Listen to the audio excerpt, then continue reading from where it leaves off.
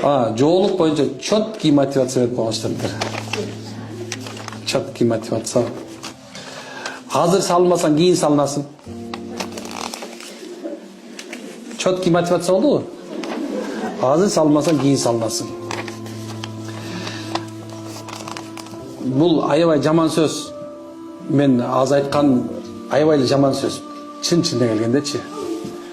Кээ бирлериңер мындай жакшылап ойлонуп көрсөңүздөр, мен өз адатымда жоолук салынбай жүргөн аялды осуждать этип турган нерсем жок.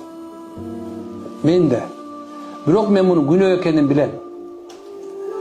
Бирок мен сиздин жүрөгүңүздө ыйманыңыздын даражасын пока билбейм.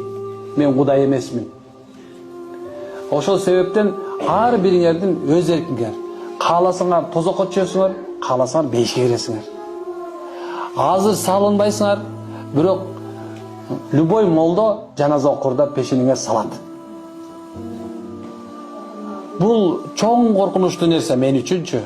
Анткени мен 1000 деген, мен 100 эмес, 10.000 деген жаназа окуган кишимин. Ошол жерде субханалла ыйлабаган убактым калган эмес. Мен Алладан көп сурайт элем, "Я Алла, ушул жоолук салынбай кеткен аялды кечир. Сен кечирбесең, райым албасаң, мен эчтеке кыла албайм" деп, ушу аялдын дуасынан жаңылып калбайын деп жаназа окуйм мен. Аялдарга негизи мындай бул өтө эле жеңил эле нерсе болчу. Бирок өзүңөргө оордотуп алдыңар. Чачыңарды бир эле кишиге көрсөтүш керек болчу. Силер азыр 1000 кишиге көрсөтүшүңөр керек. Анын үчүн силер жанакыга барышыңар керек, пис дагы бирдемке дагы боёшуң керек, аны бир эле кишиге кылышыңар керек болчу. Проблема ушул болду. Бир эле кишиге көрсөтүш керек болчу. Силер аз болсо 1000 деген адамга көрсөтүңөр келбей. Эгерде менин темам ала турган болсом, бардык көздөр, бардык жиндер, бардык сыйкырлар, бардык тең ошо аялдын чач аркылуу болот.